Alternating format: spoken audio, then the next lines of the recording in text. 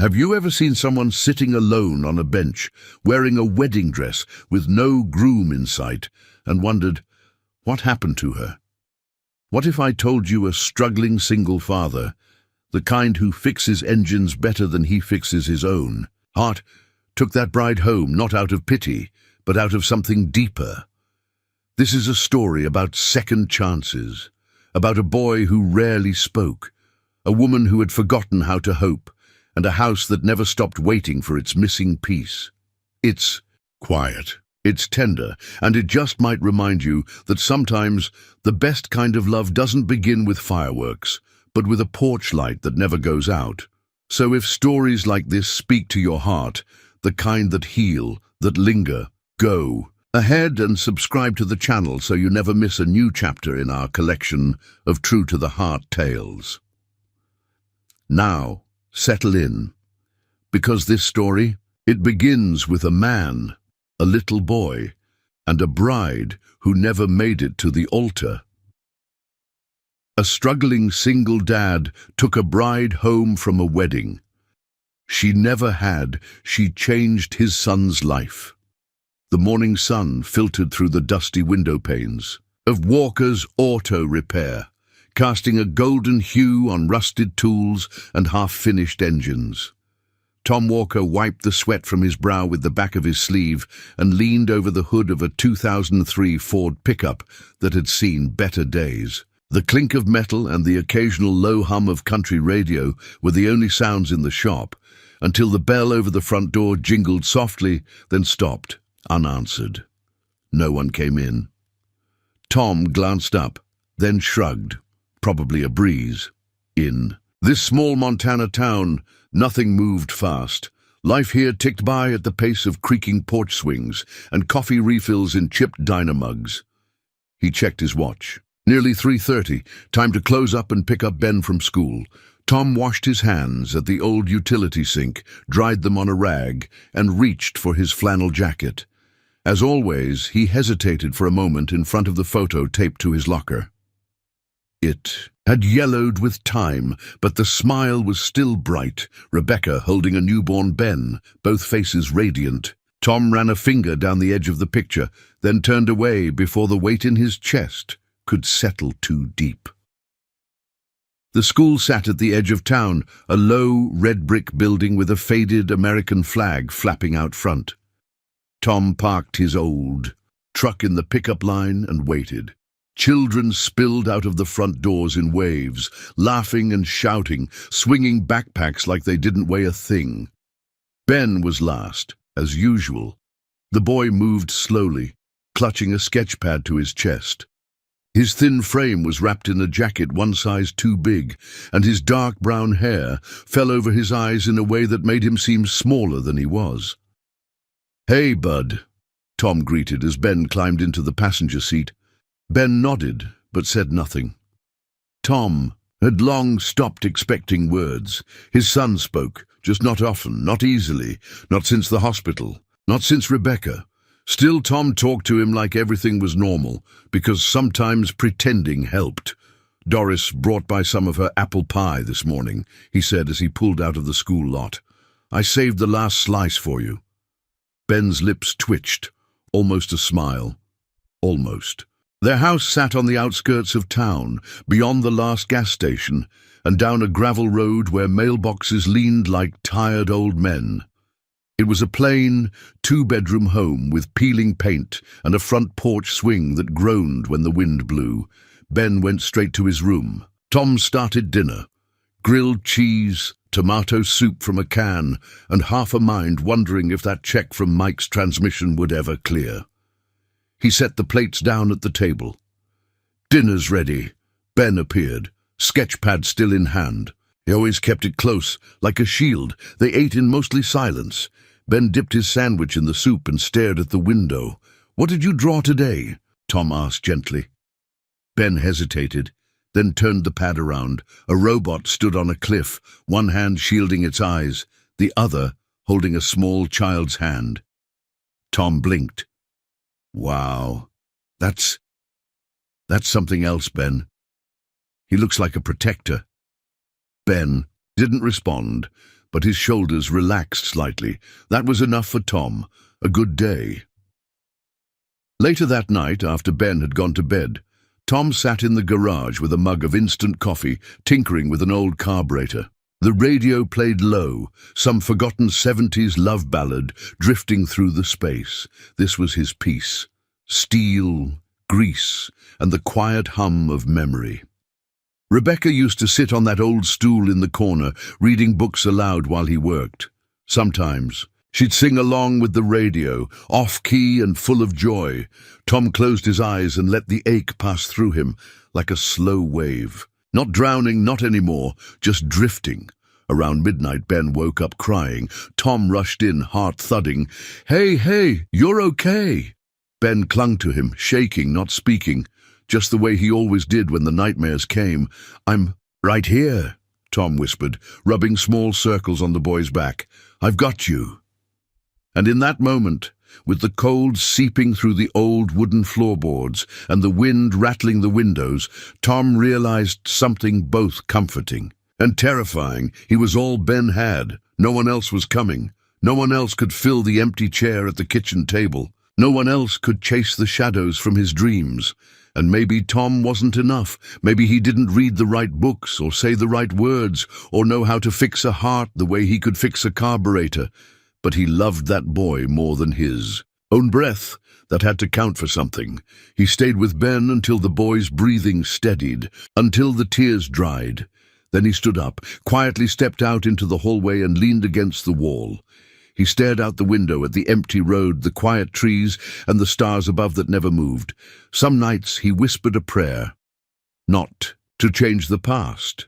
Not anymore, just for someone to come along and remind Ben how to smile without pretending. He didn't know the prayer would be answered, and that it would arrive in the form of a girl in a white dress, sitting alone on a bench, waiting for a wedding that never came, but that was still one chapter away. Saturday mornings were quiet on the edge of town, and Tom liked them that way.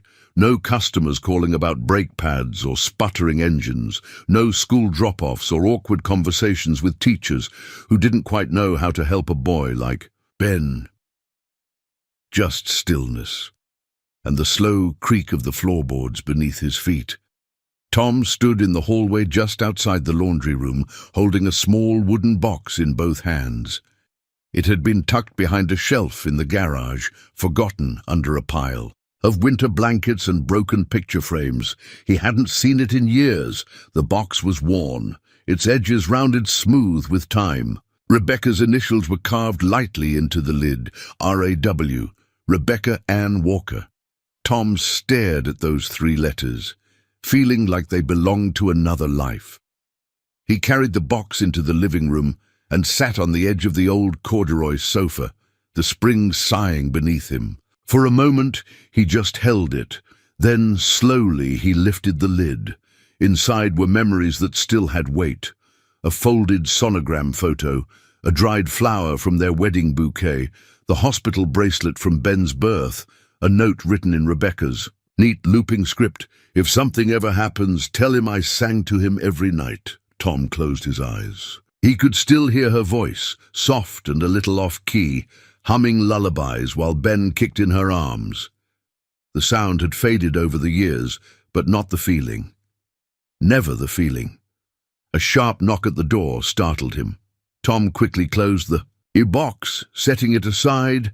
Ben peeked around the corner, hair mussed from sleep, his sketchpad tucked under one arm like always.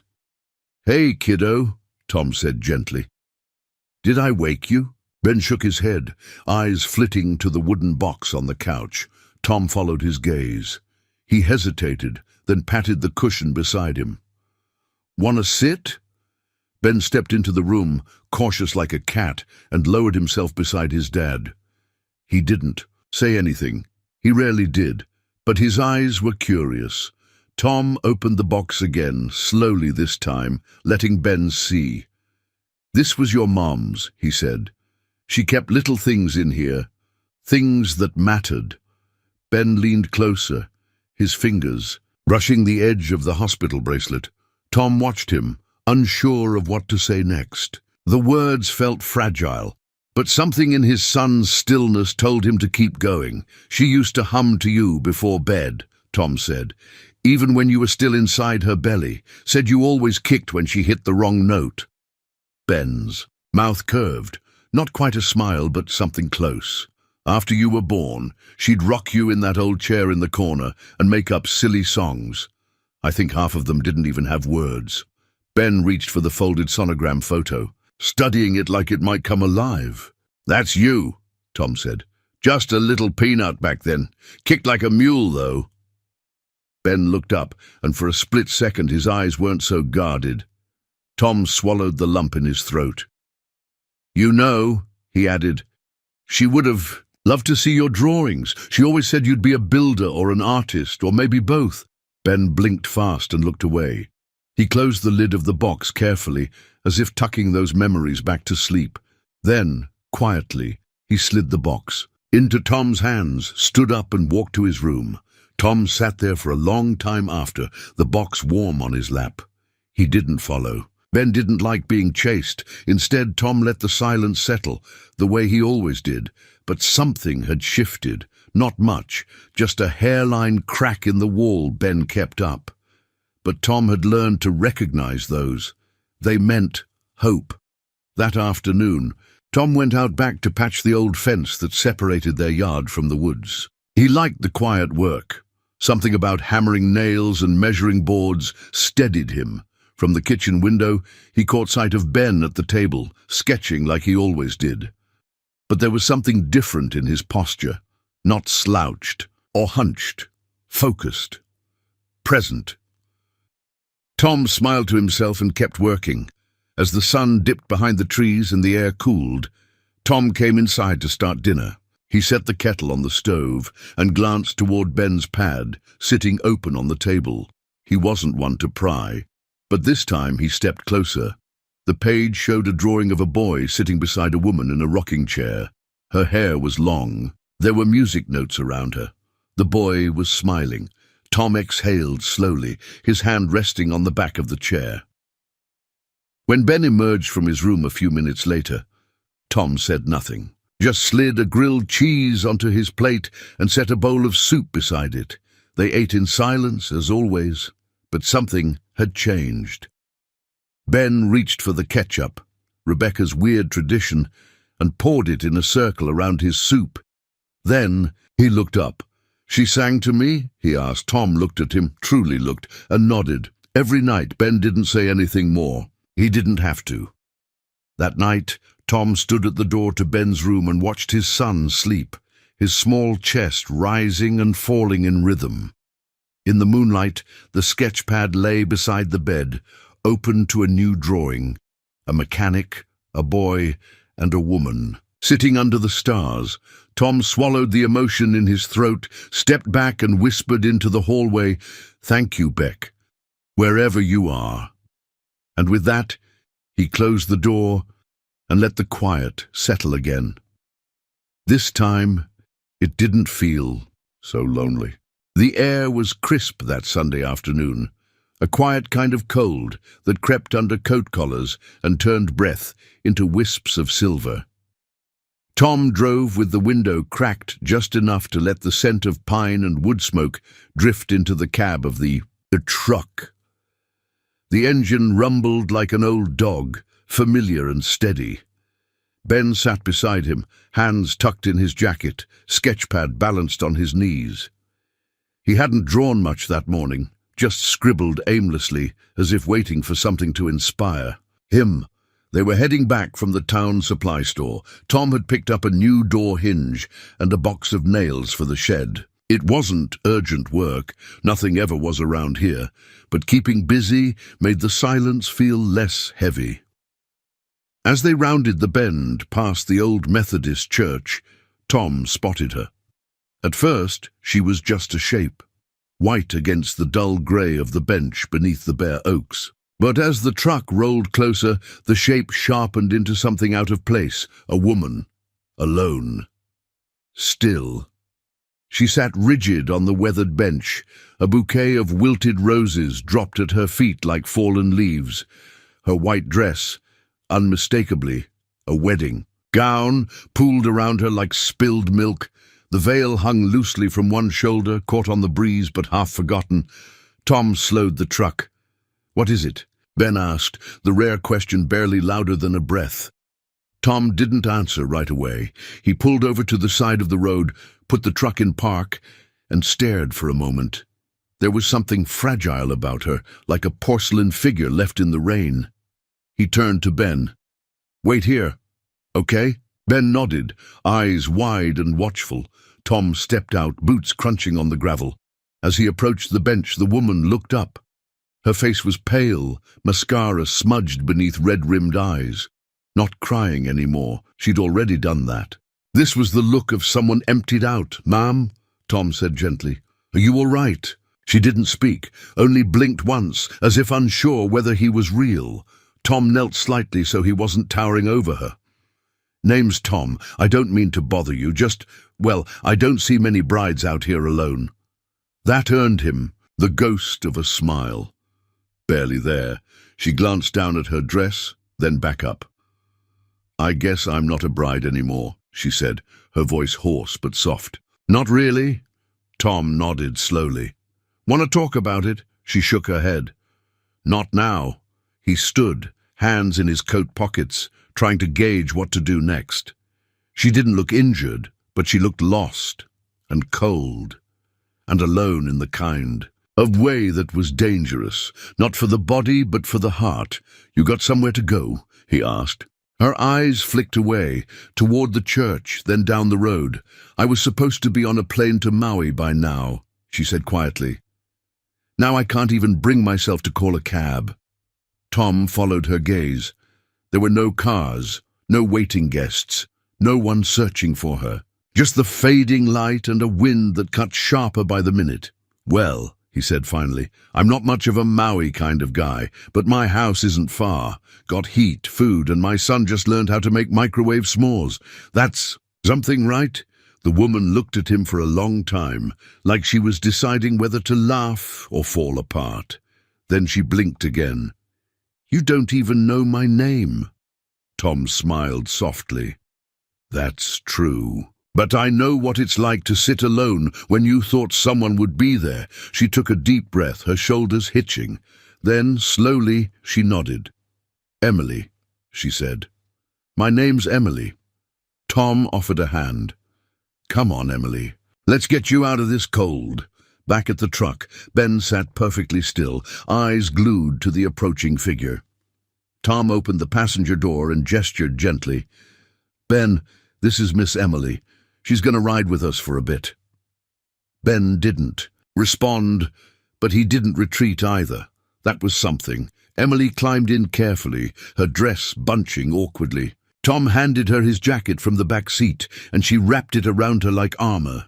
No one spoke on the short drive home. The hum of the engine filled the silence, and Emily kept her gaze on the passing trees, the kind of stare that wasn't seeing but remembering. At the house, Tom helped Emily up the porch steps. The screen door creaked open, and the scent of wood polish and old books drifted out. "You can sit here," he said, guiding her to the couch. "I'll get you a blanket." Emily nodded, eyes darting to the family photos on the mantel, lingering. On one, of a woman holding a baby, Rebecca and Ben, frozen in a happier time. Ben stood just outside the living room, watching. He didn't say a word, but his sketchpad was clutched tightly in both hands. Tom returned with a blanket and draped it over Emily's shoulders. "I'll make some tea," he said, moving toward the kitchen. "Or coffee, if that's more your style." "Tea's fine," she murmured. Ben moved a step closer. Emily looked at him, her expression softening. "Hi," she said gently. He stared for a moment, then looked down at the floor. But he didn't leave. That was more than Tom expected. In the kitchen, Tom stood at the kettle, listening to the muffled sounds behind him. Emily's voice, low and careful, Ben's footsteps crossing the floor. He wasn't sure what had brought her here, but he knew somehow this wasn't the end of something. It was the beginning. The next morning brought a soft grey sky and a light drizzle that tapped gently against the windows like hesitant fingers. The kind of day that asked for quiet, no plans, no errands, just slow breathing and warm mugs. Tom stood at the stove, stirring scrambled eggs in a cast-iron skillet. The aroma of butter and pepper filled the kitchen, a familiar grounding scent. It wasn't much, but he believed breakfast, a real one, had a way of reminding people the world was still spinning. Behind him, Emily sat at the kitchen table, wrapped in a flannel blanket that dwarfed her like a child playing dress-up. Her wedding dress, now carefully folded and tucked into a grocery bag, rested on the chair beside her. An odd, silent guest. She looked better in the morning light. Not cheerful, not quite rested, but real. No makeup, no veil, no performance. Just a woman trying to steady herself. Tom set a plate in front of her. Eggs, toast, a couple of strawberries he found in the back of the fridge. "I wasn't sure what you'd eat," he said. "This is perfect," Emily replied, her voice still soft but less shaky than the night before. Ben sat across from her, his sketchpad open, though his pencil hadn't moved since he took it out. He studied her quietly between glances at the page. Not suspicious, just curious. Emily gave him a small smile. "Is that your journal?" she asked. Ben looked at Tom, uncertain. "It's okay," Tom said. "You can show her if you want." "Two?" Ben hesitated, then tilted the pad so she could see. On the page was a new drawing, a girl sitting on a bench, her dress rippling like water. Her face was soft, peaceful, alone, but not sad. Emily blinked. "That's me, isn't it?" Ben nodded. Emily's eyes welled up, but she blinked the tears away quickly. "You made me look stronger than I felt." "That's how he sees people," Tom said, setting a mug of tea in front of her. "Draws them the way they ought to be, not just how they are." Emily reached out and tapped her fingers gently on the sketchpad. "He's got his mother's soul. I can tell." Tom stiffened slightly, but didn't speak. She noticed and drew back. "I'm sorry. That was too much." "No," Tom said after a pause. "It's okay. It's just not something people usually say." The silence that followed wasn't uncomfortable, just thoughtful, like all three were adjusting to the way the furniture had moved in their hearts. Later that morning, Tom called his neighbor Doris to let her know they had a guest. Doris had a reputation for two things: knowing everything before anyone else and making casseroles that could cure almost any emotional injury. Sure enough, by noon, a foil-covered dish arrived at the front porch with a note that read, "For your guest, no one eats heartbreak on an empty stomach." Tom chuckled as he set the casserole in the oven. Emily, now changed into a pair of jeans and a borrowed flannel shirt from Rebecca's old closet, helped fold laundry at the kitchen table. Her movements were slow but purposeful, like someone trying to re-enter the rhythm of life, one small act at a time. "You don't have to do that," Tom said, watching her stack Ben's shirts. "I know," she replied, "but I need to feel useful, like I didn't disappear." Tom nodded, understanding more than he could say. "How long were you engaged?" 3 years, Emily said, folding a sock in half. "Met him at a fundraiser in Chicago. He was charming, successful, said all the right things. But when things got real, he disappeared faster than the frosting on our engagement cake." She tried to laugh, but it caught in her throat. "I'm sorry," Tom said. "I'm not," she said quickly, surprising herself. "I thought I would be. But what I feel most right now is embarrassed. Not because I lost him, because I almost married someone who never really saw me." Tom leaned against the counter. "I think a lot of people marry someone they only half know. You're brave to walk away before the ceremony instead of after the damage." Emily looked down at her. "Hands, it wasn't bravery. He left first." Tom said nothing, just gave her a nod that meant, "You're still standing. That counts for something." That evening, Emily offered to help with dinner again. Tom was hesitant, not because he doubted her, but because it had been years since someone. Besides, Ben had stirred a pot in his kitchen. She moved like she belonged, carefully, respectfully, but not like a stranger. Ben set the table. No one asked him to. He just did it. Over dinner, the three of them talked more than usual. Emily asked Ben about his favorite books, and he surprised everyone by naming a science fiction novel he'd read twice. He reads better than most. Adults, Tom said, a trace of pride in his voice. Ben flushed, eyes shining. Emily smiled. Smart and kind. That's a dangerous combination. After dinner, as dishes clinked in the sink and Tom dried the last plate, he glanced toward the living room. Ben had fallen asleep on the couch, sketchpad still resting on his chest, pencil loosely held in one hand. Emily stood in the doorway, watching. "He reminds me of someone," she said. Tom turned to her. "Who?" She opened her mouth, then closed it. Her eyes were far away again. "Maybe I'll tell you another time." Tom didn't press. He was learning that some people don't open all at once. Some people arrive in pieces, and it's not about fixing them. It's about making space for them to rebuild. That night, as Tom lay in bed, he heard something soft from the hallway, humming, a quiet, broken lullaby. He stepped out and saw Emily sitting in the armchair near the window, wrapped in a blanket, watching the stars. "Couldn't sleep?" he asked. She shook her head.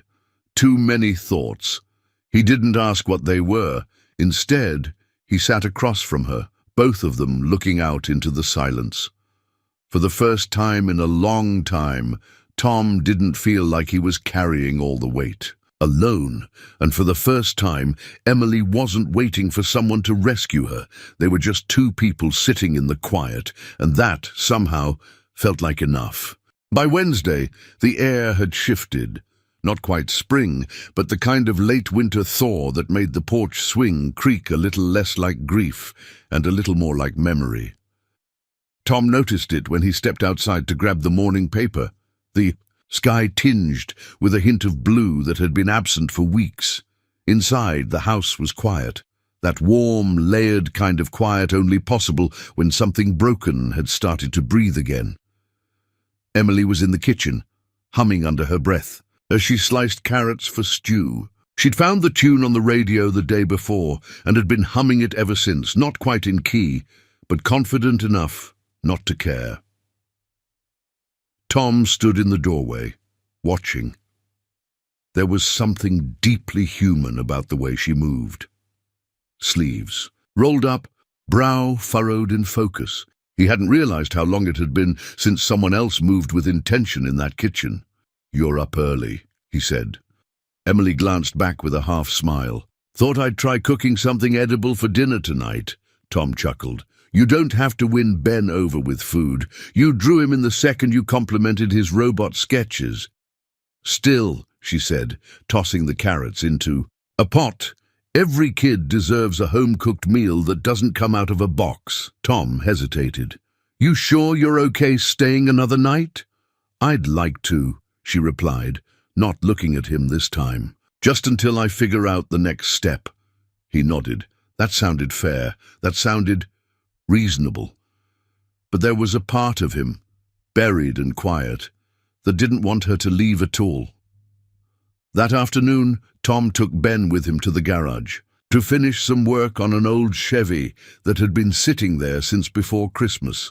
The boy stayed close as he always did, scribbling ideas in his sketchpad while Tom worked under the hood.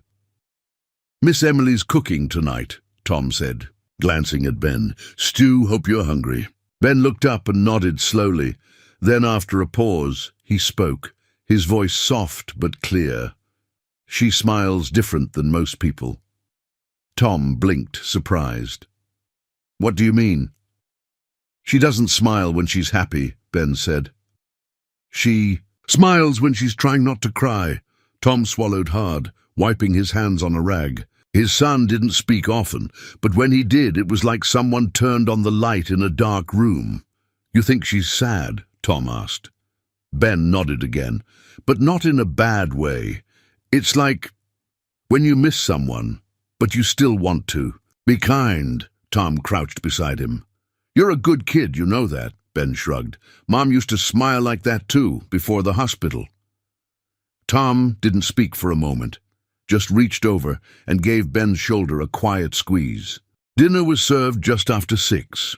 The table had 3 places set, real cloth napkins, the good plates that only came out at Thanksgiving, and a small bouquet of dried wildflowers in a mason jar at the center. Emily's stew filled the house. With a rich, savory warmth, she ladled it into bowls with a touch of ceremony, clearly proud of her work, but too humble to admit it. Ben climbed into his chair and looked at the setting carefully, as though unsure if it was really for him. "It's okay to use the good stuff, right?" Emily asked, catching Tom's glance. Felt like a celebration. "Celebration of what?" Tom asked. She met his eyes. "Of not eating alone." Tom smiled. "Can't argue with that." For the first few minutes, no one said much. Just the clink of spoons and the soft whistle of wind outside the windows. Then, unexpectedly, Ben spoke. "It's really good," he said. Emily blinked. "Thank you. I mean it," Ben added. "Tastes like something from a storybook." She laughed, startled but genuine. "I'll take that as high praise."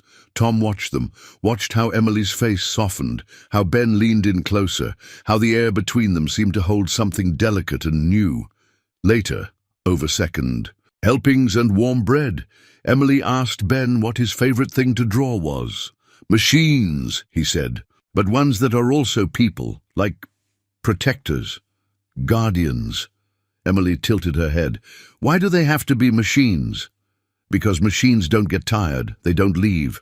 The words fell into the silence like a stone into still water. Tom stiffened. He didn't look at Emily, but he felt her glance. Ben went back to eating like nothing had happened. Like he didn't just say something that cracked the room open. Emily didn't press. She just reached for her glass of water and nodded. Makes sense. Tom wanted to say something, anything to change the subject, but nothing came. So they sat in the truth for a while. Sometimes that's all you can do. After dinner, Emily washed the dishes while Tom dried. Ben had returned to his sketch pad, curled on the couch, pencil moving steadily. "You okay?" Tom asked quietly. Emily handed him a plate. "Yeah, just surprised." "By what?" "By how much this feels. Like a life." Tom glanced at her. "It is a life." "Not mine," she replied. "Not really, I'm just borrowing space." Tom paused, setting the dish towel down. "Emily, you're not a burden. You're not a stray someone brought home out of pity. You're here because we want you here. Ben wants you here."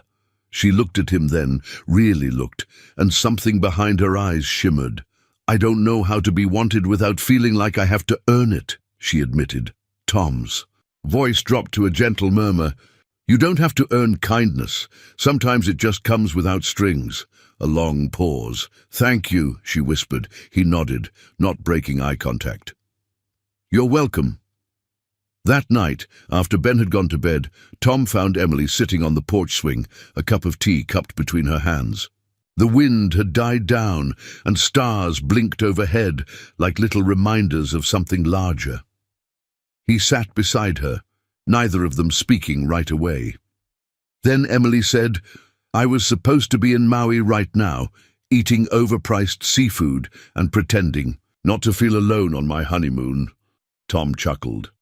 "Well, we don't have coconut shrimp, but the casserole game in this town is strong." She laughed full this time. Then her expression softened. "Do you believe in second chances?" He thought for a long moment. "I believe in good people finding each other when they need it most," he said, "and in quiet things growing where the ground was once scorched." Emily looked at him, eyes glistening but steady. "I don't know what this is," she said, "but it's the first thing in a long time that doesn't feel like running." Tom nodded. "Then stay a while." "No. In promises, no pressure, just stay." And under the stars on that quiet porch, she whispered the first promise she could keep. "Okay." It started with a small, almost invisible gesture. A corner of a drawing slipped quietly onto the kitchen table one morning, not handed to her, not announced, just left there. Emily found it as she came downstairs, still tying the knot of her borrowed bathrobe, the smell of fresh coffee leading her like a trail of breadcrumbs to the kitchen. Ben's sketchbook was usually his sanctuary, closed tight and guarded like a treasure chest. But this page was different. It was meant to be seen. She sat down, brushing her fingers lightly across the paper. The drawing showed 3 figures standing under a large oak tree. A boy, a man, and a woman. The boy held a paper airplane. The man had a wrench in one hand, the other resting gently on the boy's shoulder. And the woman, she held nothing, just stood slightly apart from them, her hands open and empty, but her eyes looking toward the boy, warm and steady. Emily's throat tightened. She stared at the image for a long moment, then turned toward the hallway. Ben stood there, barefoot and still, watching her with quiet, cautious eyes. She smiled, holding up the drawing. "Is this us?" Ben didn't answer right away, but the hint of a smile tugged at the corner of his mouth. Then he gave a single, small nod. Emily rose from the table, walked over, and crouched gently to his height. "Thank you for letting me in," he shrugged a little, eyes darting to the floor. "I mean it," she said. "You don't let people close. I see that. But this means more than I can say." Ben looked up, his voice barely a whisper. "You don't feel like a stranger." Emily blinked quickly, her heart catching in her chest. "You don't either." Later that day, while Tom was under the hood of a stubborn Buick out in the garage, Emily and Ben spent the afternoon planting bulbs in the backyard. It had been Emily's idea. She'd found a box of forgotten tulip bulbs in the shed, likely leftovers from some distant spring. No one expected them to bloom. That wasn't the point. They worked quietly at first. Ben dug the holes. Emily dropped the bulbs in and gently covered them with soil. "You ever plant anything before?" she asked. He shook his head. "Not really." "Well, here's the thing about tulips," she said, brushing dirt from her gloves. "You plant them when it's cold and ugly out, when nothing's blooming. But if you're patient, really patient, something beautiful shows up later, even when you forget you planted them." Ben paused, his small hands covered in earth, then nodded slowly. "Like magic," Emily smiled. "Exactly like that." In the evening, Tom came inside to find the kitchen windows steamed from something simmering on the stove and laughter drifting down the hallway. Not loud laughter, gentle, surprised like a bird testing its wings. He paused at the doorway to the living room. Ben and Emily were sitting on the floor, a stack of old board games between them. Monopoly pieces lay scattered like confetti. "I'm just saying," Emily said, mock serious. "You can't build a hotel on Baltic Avenue and expect to get rich." Ben grinned. "You're just mad because I beat you twice."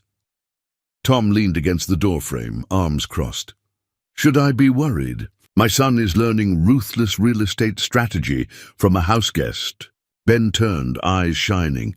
"She's the one who taught me to mortgage the railroads." Emily held up her hands. "Guilty." Tom shook his head, a soft chuckle escaping his lips. "Dinner's almost ready. You two should wash up." As they disappeared down the hallway, their footsteps light and echoing with something that felt suspiciously like joy. Tom stood alone in the living room, the Monopoly pieces still scattered across the rug. He looked down at the thimble token resting near his boot. For the first time in a long time, the house didn't feel like a place of missing things. It felt full, not with noise, but with presence. That night, after Ben had gone to bed, Emily lingered at the kitchen table while Tom rinsed dishes in the sink. "I think he's starting to trust me," she said, her tone soft, almost tentative.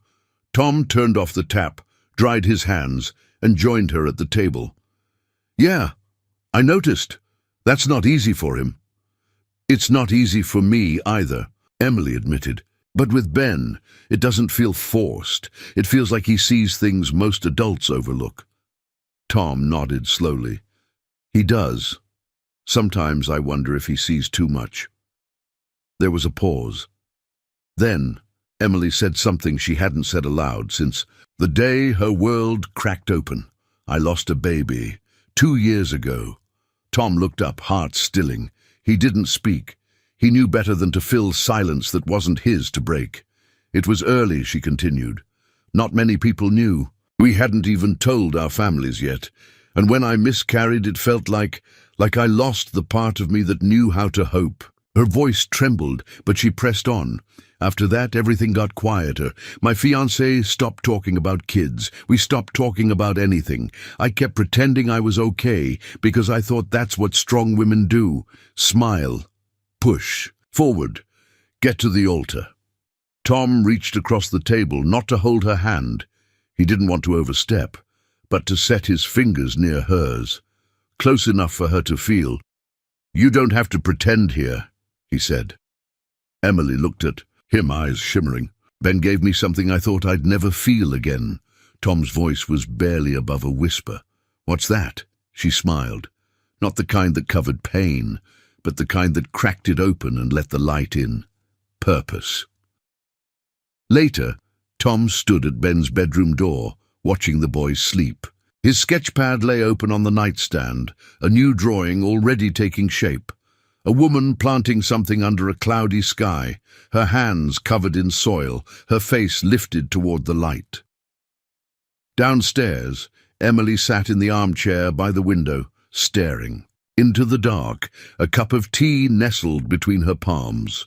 Outside, the tulip bulbs rested beneath the soil, waiting, like all beautiful things that bloom only after the world has forgotten they're there. The snow returned on a Tuesday. It wasn't the kind of snow that buried streets or knocked down power lines, just a quiet dusting, like the world had exhaled gently and left a thin layer of forgiveness over everything. The rooftops wore white, the fields shimmered, and the porch swing held a fragile crown of frost. Emily watched it from the living room window, a cup of coffee warm in her hands. She didn't move, didn't speak, just stood there, still as glass, taking it in. Behind her, Ben sat on the floor, cross-legged, flipping through a worn book of constellations that had belonged to his mother. Every few minutes he'd glance up at Emily, as if checking to make sure she hadn't disappeared. She never noticed. But Tom did. That afternoon, Emily found herself in the small guest room again, the one with faded yellow walls and a quilt that smelled faintly of cedar. She'd been sleeping there for nearly a week now, and while she hadn't brought more than a bag of clothes and a phone charger, the space had started to feel held. She opened the closet to hang up the sweater Doris had loaned her, and when she saw it, tucked in the corner beneath a box of Christmas ornaments, a toy, small, soft, clearly handmade, a stuffed rabbit with a fraying ear and a stitched smile. It looked loved. She picked it up gently, cradling it in both hands, a whisper of something caught in her chest. Memory, ache, a sensation too big to name and too old to forget. Before she realized it, she was sitting on the floor, the rabbit still, in her lap, her fingers tracing the seams like they held some kind of prayer. She didn't cry, not right away.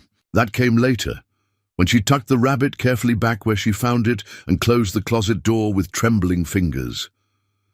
Downstairs, Ben was drawing again. He sat at the kitchen table, tongue slightly sticking out in concentration, the way he always did when something mattered. Emily moved carefully, not wanting to disturb him, but he looked up before she could pass. "You can sit," he said. It was permission. A simple, monumental invitation. She pulled out the chair across from him. "What are you working on?"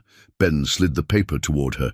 "It's kind of a dream, or maybe a wish." The drawing was of a small house on a hill.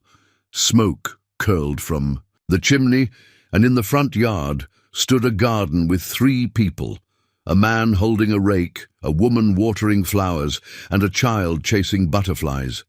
Emily studied it closely. "It's beautiful." Ben shrugged. "I like drawing things that feel safe." She smiled, but her heart ached. "And does this feel safe to you?" Ben nodded, then looked her in the eyes, direct, fearless. "You feel like home, not like a place, like the feeling." The words unraveled something inside her. No one had ever said that to her, not even the man she almost married. Later that day, while Tom was out replacing brake pads on Mrs. Cafferty's ancient Ford, Emily and Ben baked cookies. It was her idea, though the recipe was half-invented, and the kitchen quickly turned into a flower-snowed battlefield. Ben giggled as she tried, and failed, to crack an egg one-handed like she'd seen on a cooking show.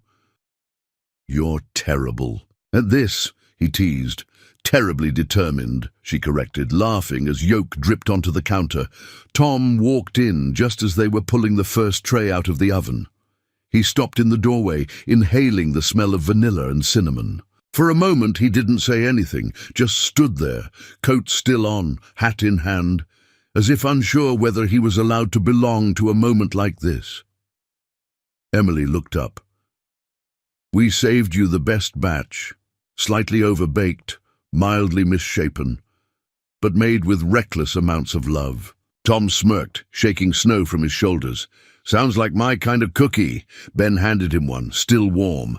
Tom bit into it and gave a theatrical sigh. "Dangerously edible." They all laughed, and it felt easy, uncomplicated, like a memory, being made in real time. That night, after Ben went to bed, after the kitchen was clean and the leftover cookies were wrapped in foil, Emily sat by the fire, nursing a cup of chamomile tea. Tom joined her, carrying 2 logs to toss into the stove. For a while neither spoke. The flames crackled gently, casting golden shadows that danced along the hardwood floor. Then Emily said, "I lost a little girl." Tom looked over, his face still.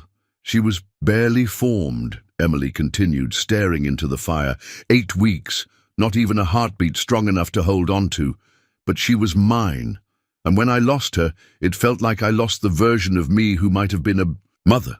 She didn't cry this time. The tears had already come and gone. What remained was quieter, something settled and raw. "I named her in my mind," she added. "Sophie, never told anyone that." Tom swallowed, throat tight. "You would have been a good mother," he said. Emily smiled, tears clinging to her lashes. "How would you know?" "Because I watch you with my son," he replied. "And I see him reach for you in ways he hasn't reached for anyone since Rebecca." Emily turned toward him. "That doesn't scare you?" "It humbles me," Tom said, "that he's letting someone in again, that he chose you." Her eyes shimmered again. "I didn't come here looking for this. I didn't think you did." "I still don't know what this is." He didn't answer right away, just looked at her, steady and kind. "You don't have to name it yet." She exhaled, long, slow, letting go of something she hadn't realized she was still holding. Tom leaned forward and added another log to the fire. The warmth pulsed outward, filling the room, touching the corners that had long been cold. Emily curled her knees beneath her and closed her eyes for a moment, not to sleep, just to feel. Upstairs, Ben sat at his desk, pencil in hand, drawing by, the soft light of his bedside lamp. He sketched a garden again, but this time the woman in the drawing held a small child in her arms. Just a suggestion of form, a promise not yet realized. He titled the page in the corner, "If She'd Stayed." Then, after a pause, he scratched it out and wrote instead, "If She Stays." The snow had melted by morning, leaving the yard soggy and glittering with sun-touched dew. A warm breeze rustled the dry branches of the elm tree in the backyard, as if spring were beginning to loosen winter's stubborn fingers. Tom was in the garage, fixing a stubborn generator. The old thing coughed, sputtered, then reluctantly growled to life. He grinned, satisfied, wiping his hands on a rag before heading inside to wash up. The house was quiet. Ben was at school, and Emily had offered to reorganize the old bookshelf. In the living room, an excuse, really, to touch something familiar and bring a little order to the chaos inside her. Tom paused at the doorway, watching her from behind. She stood on her tiptoes, trying to reach the top shelf, hair tucked behind one ear, the sunlight catching the soft curve of her jaw. It was the kind of moment he'd forgotten how to notice, ordinary and breathtaking all at once. "You're going to pull something," he said with a smile. Emily turned, laughing lightly. "And ruin my dramatic reach-for-the-stars pose?" He walked in, brushing dust off a stack of books. "You didn't have to do all this." "I wanted to," she said simply, her gaze drifting over the spines of old paperbacks and family photo albums. Tom froze for a beat as she reached for one of the albums, not because he didn't want her to see, but because he hadn't opened them in so long. He wasn't sure what memories might fall out. Emily sat on the floor with the book in her lap, flipping through pages filled with the faded joy of summers. Past, Rebecca holding Ben at the beach, Tom carving pumpkins in the driveway, their small world once wrapped in warmth. Then she turned the page, and there it was. A candid photo. Rebecca sitting in a cafe, laughing mid-sentence, a coffee cup in one hand. Across from her, Emily, the moment held like a fragile breath between them. Tom sat down slowly, a crease forming between his brows. Emily traced the edge of the photo with her thumb. "I was wondering when I'd see this again." "You knew." "Rebecca?" Tom's voice was low, measured, as though trying to catch up with something he didn't see coming. Emily closed the album gently, holding it in her lap. "We met in college. She was 2 years ahead of me. We weren't close at first. I was quiet, always in the library. But she had a way of noticing people who felt invisible." Tom stared at her. "She never mentioned you." Emily smiled sadly. "She did, but probably not in the way you'd remember. I moved to Chicago after college. We lost touch after she married. But before that, she talked about you like you were made of sunlight and sawdust." She looked down. "She said you had the kindest hands." Tom's throat tightened. "I didn't know she was gone," Emily added. "Not until I saw her photo on the mantel that first night. I didn't say anything because I didn't know how." He nodded slowly. "You've been carrying that all this time?" She met his gaze. "I didn't come here because of her. I didn't know this was you, I swear. But once I realized, it felt like someone had tied a string from her to me, and it led me right back here." Tom leaned forward, elbows on his knees. "Why didn't you say something sooner?" "I was afraid it would change how you saw me," she said. "I thought maybe I didn't deserve this kindness, not if it was built on coincidence." He exhaled deeply, eyes drifting to the photo. "I don't believe in coincidence, not anymore." A silence settled between them, but it wasn't hard or heavy. It was filled with the ache of understanding. "I've been angry with her," Tom said after a moment. "Not for dying, for leaving, for not preparing me for what would come after. The silence, the emptiness, the fear I'd mess Ben up." Emily's voice was gentle. "You didn't mess him up. You kept him whole." He looked at her, eyes soft. "You think so? I see the way he looks at you, Tom. Like you're the anchor that keeps his world from drifting." She paused. "And I see the way he's beginning to look at me, like maybe I might be a part of that world too." Tom didn't move, but something in his chest cracked open just a little. "I think she'd be grateful," Emily whispered, "that Ben has someone who speaks his quiet language, and that you're not alone anymore." Tom swallowed hard, blinking against the emotion building in his throat. "Thank you," he said softly. "For what?" "For telling me the truth. For carrying her memory with care." he smiled faintly, and for not burning the stew the other night. Emily laughed, the sound unburdened and honest. They sat there for a while, the album still resting in her lap, the past and the present folding into each other like pages of the same story. That evening, after Ben came home from school, Tom told him about Emily's connection to Rebecca. They sat at the table together, no distractions, no rush, and he kept it simple, honest, like all important things should be. Ben was quiet for a long time. Then he asked, "Did Mommy like her?" Tom looked at Emily, then back at Ben. "She did, very much." Ben looked at Emily, expression unreadable. Then, slowly, he stood and walked to his room. Emily's heart sank, but a moment later he returned. With his sketch pad, he opened it to the drawing of the garden, the one he'd shown her before, and handed it to her. "I want to add a swing to the tree," he said, "but I don't know how to draw it right." Emily took the pad gently, eyes misting. "I can help you with that." He nodded, then leaned his head lightly against her shoulder. Tom watched them, something settling deep inside him. A quiet truth that didn't need to be named. They weren't fixing anything. They were becoming something new. That night, after the dishes were done and the fire burned low, Emily stood at the window in the guest room, holding the photograph of her and Rebecca. She pressed her fingers to it, as if tracing the outline of a blessing she never expected to receive. "Thank you," she whispered into the night. "I didn't know where to go, but I think you did." And somewhere in the stillness, in the hush of a house slowly healing, it felt like someone was listening. The sky was pale with early morning light when Tom entered the kitchen, the wooden floor cool beneath his bare feet. The kettle hadn't been boiled yet. The house was still wrapped in sleep. But something felt off. Then he saw it. A folded piece of paper on the kitchen table, resting beside Emily's favorite mug, the one she'd chosen from the back of the cabinet because it was chipped and, in her words, still worth holding on to.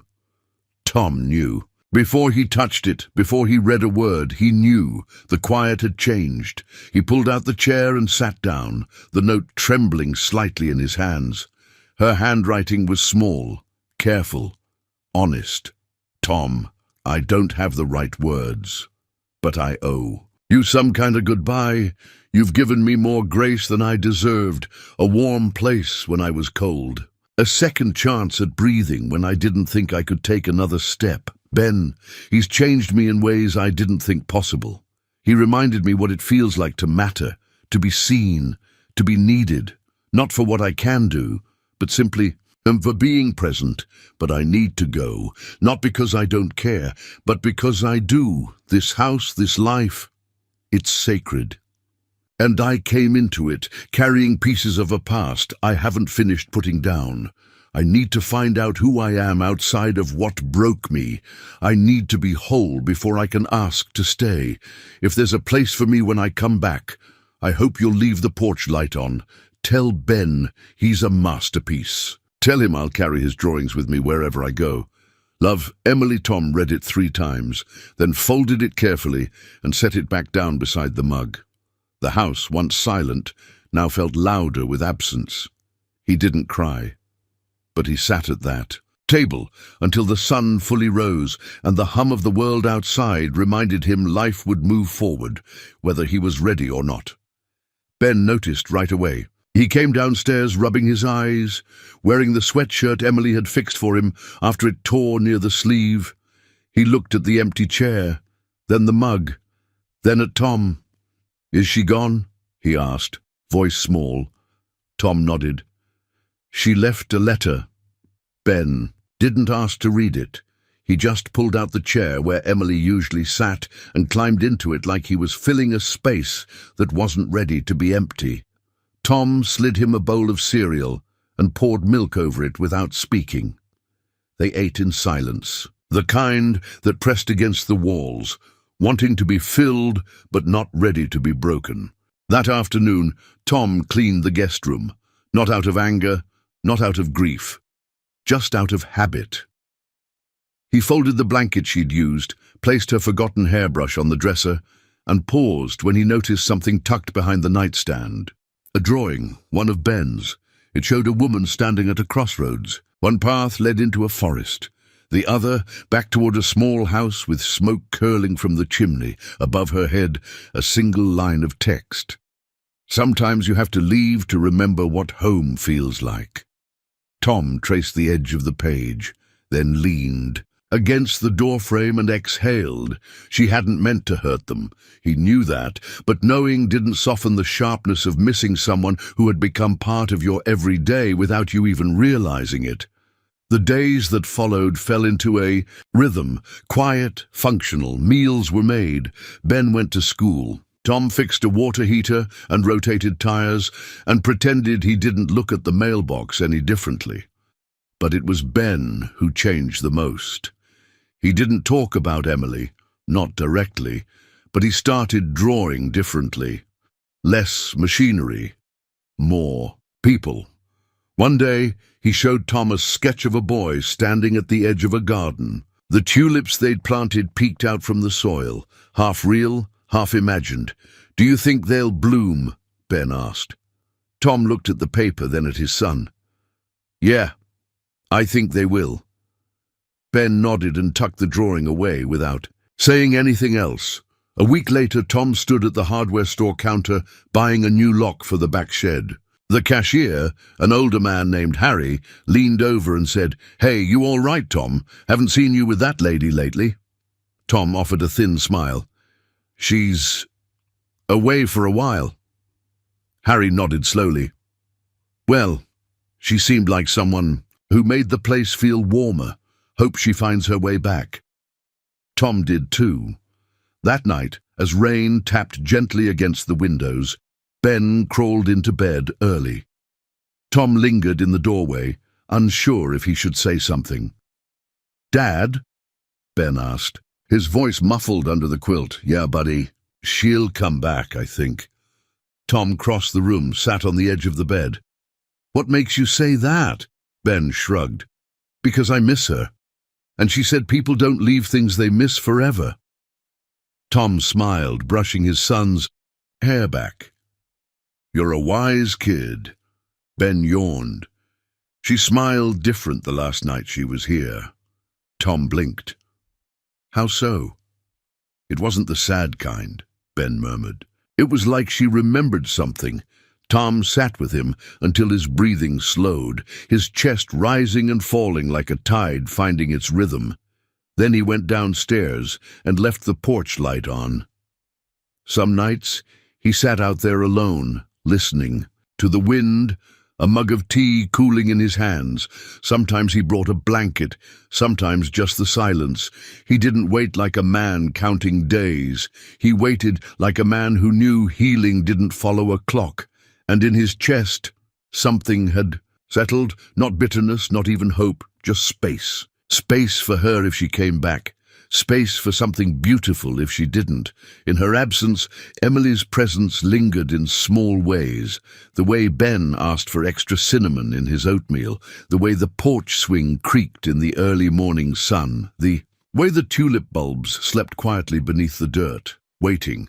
Tom tended to the garden every few days, gently, without expectation. He didn't press the soil or dig to check. He just watered, trusted, waited, like the rest of him. The first bloom came quietly.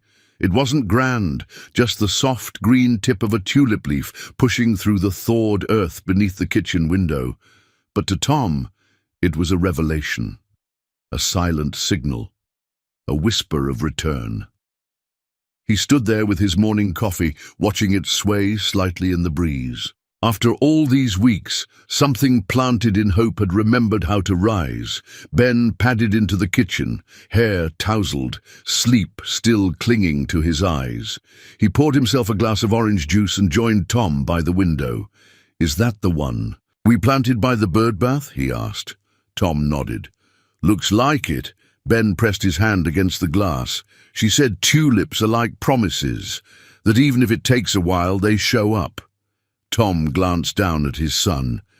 "Do you think she'll show up too?" Ben didn't answer right away, then softly, "I think she's growing too, like the flowers, just not where we can see yet." Tom reached over and gently ruffled his son's hair. "I think you're right." The days unfolded gently after. That, marked by routine and small signs of spring. Ben was talking more. Not a lot, not all at once, but enough that his teacher at school had pulled Tom aside to say, "Whatever's happening at home, keep doing it. He's starting to shine." Tom smiled at the compliment, but deep down, he knew it wasn't something he was doing. It was the afterglow of someone who had left a handprint on their lives. Emily's departure hadn't closed a door. It had opened something else, something quiet, reflective, and still unfolding. One afternoon, while cleaning out the shed, Tom found the cardboard box where Emily had tucked away the wedding dress. It was sealed shut, labeled only with her name in small, neat handwriting. He stood with his hand resting on it for a long while, unsure what to do. Part of him wanted to bury it somewhere, to forget the sight of her sitting in that dress on the roadside bench. But another part, the part that remembered her laugh in the kitchen and the way she knelt in the garden beside Ben, told him to keep it just as she left it, not as a weight, as a placeholder, a mark in the story where something unfinished waited to be continued. That evening, Ben brought home a crumpled paper from school, a poem he had written during free period. Tom unfolded it carefully, eyes scanning the uneven penciled lines. It wasn't perfect, but it was true. A house that waits. There is a house with room to grow, where tulips sleep beneath the snow. A boy draws dreams, a dad stays strong, and something missed still hums a song. The porch light's on, the windows clear. The house still hopes you'll come back here. Tom's throat tightened as he read the last line again. He looked at his son, who stood watching with careful eyes. "Did you show this to your teacher?" Ben shook his head. "It's not for school." "Who's it for?" Tom asked. Ben shrugged, but his voice was steady. "For her, in case she's still listening." Tom folded the poem and tucked it into his wallet. "I think she is."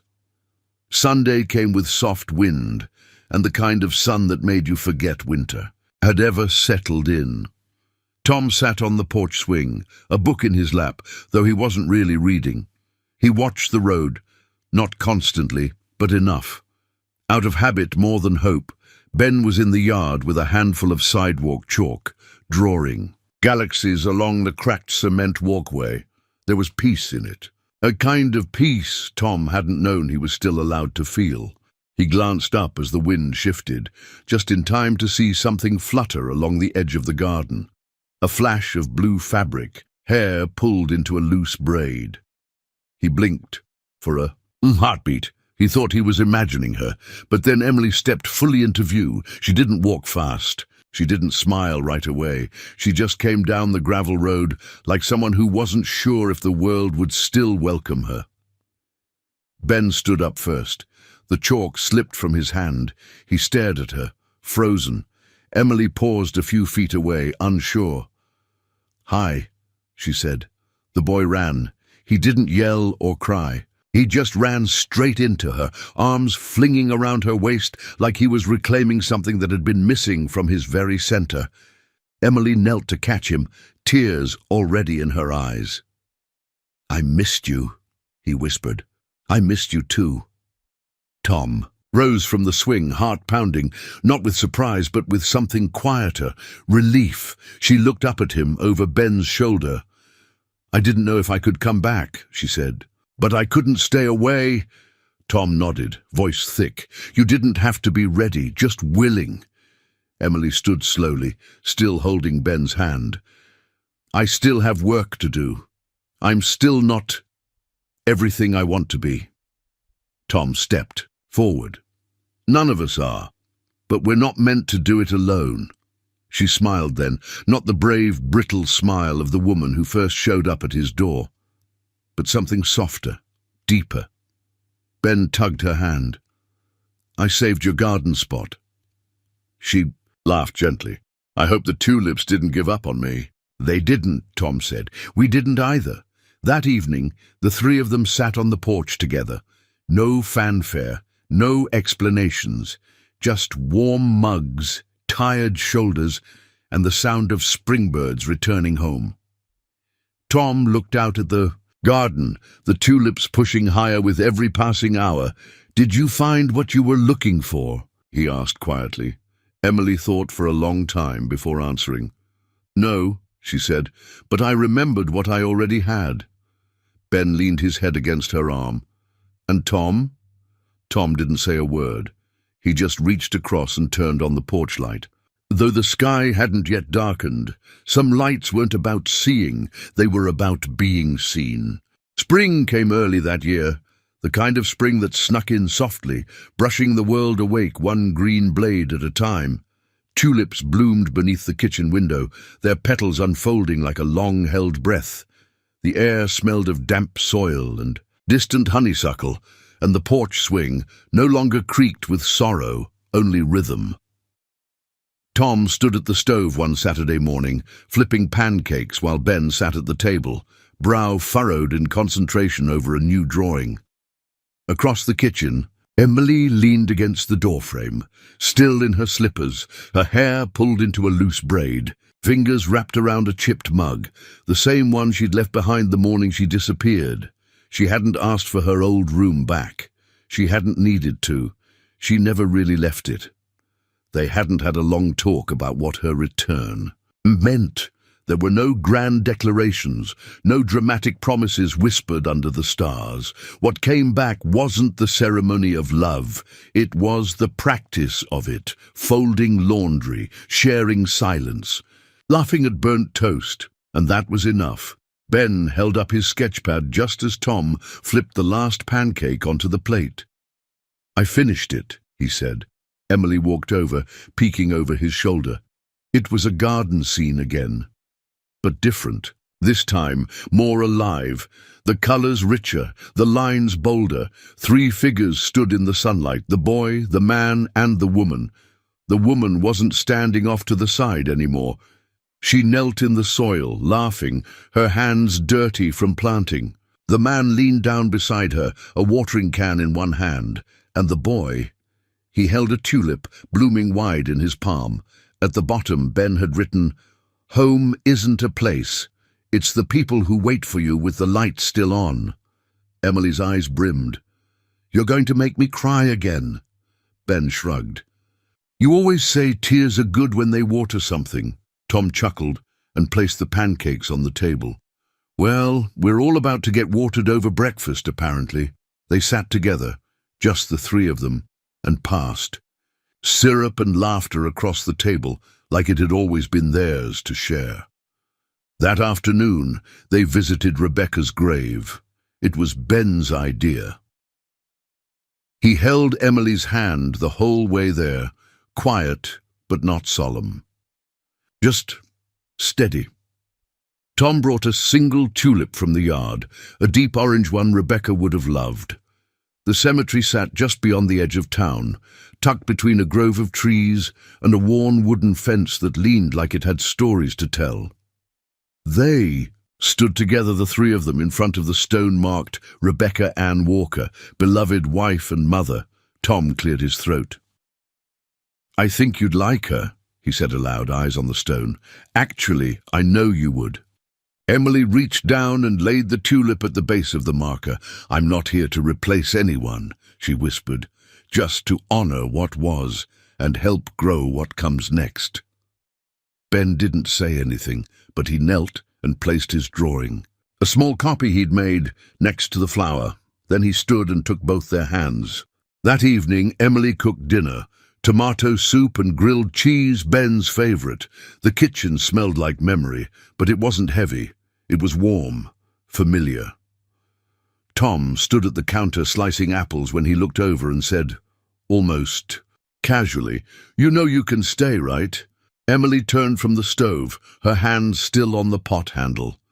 He continued, "Not out of pity. Not because Ben needs you, not even because I do." He paused. but because you belong. And I think maybe you've known that for a while now." Emily didn't speak right away. Her eyes were full, but her smile was clear. "I was waiting for someone to say it out loud," she said, "but I stopped needing them to." She turned off the stove and crossed the room to him, slipping her arms around his waist, pressing her cheek against his shoulder. "I'm home," she whispered. He didn't say welcome back, he just held her, like you do with something precious you thought you'd lost. Later, they sat on the porch swing as dusk settled gently around them. Ben played in the yard, barefoot and chasing fireflies, his laughter echoing across the lawn. Emily leaned her head against Tom's shoulder. "I never imagined this," she said. This kind of ending," Tom smiled. "That's the thing, Em, it's not an ending." She looked up at him. He nodded toward the yard. "It's a beginning. One we didn't plan, but maybe the best ones are the ones that catch us off guard." The porch light blinked on automatically as night fell. They both watched it. "I used to think healing was about forgetting," Emily murmured, "or replacing, but now I think it's just making room." Tom squeezed her hand. "There's always room." Ben came bounding up the steps, breathless, cheeks flushed with joy. "Can we make s'mores tomorrow?" he asked. "Breakfast, lunch and dinner," Tom replied. Emily laughed. "Don't you dare promise that unless you're prepared to deliver." Ben leaned against her, fitting perfectly into the crook of her side. "I'm glad you came back." "I'm glad you let me," she said. He tilted his head. "You're not going anywhere now, right?" Emily looked to Tom, then to the yard, the swing, the stars just beginning to appear. "No, sweetheart," she said. "I'm right where I belong." Inside, the house exhaled, not with sorrow, not with ghosts, but with life. The wedding dress still sat in its box in the back of the closet, untouched, unrevisited, and yet no longer symbolic of what was lost. Instead, it had become a symbol of what could change, of what could heal. No ceremony had been planned, no announcements made, but a new family had been built, not in vows spoken under stained glass, but in choices made in silence, in laughter shared over dishes, in patience during grief. The porch light stayed on, not because anyone was missing anymore, but because it had become a tradition, a sign to the world that someone was always welcome, that this house, this life, this love, it had room for new beginnings, for old wounds, for tulips, and for anyone still brave enough to come home. We'd love to hear from you. Where are you watching from, and what part of this story touched you the most? Take a moment to share your thoughts in the comments below. Reading your reflections is one of the best parts of what we do here. And if stories like this bring you comfort, hope, or just a quiet moment in your day, go ahead and subscribe to the channel. There's always a seat here for you and new stories waiting just around the corner. Thank you so much for spending time with us today.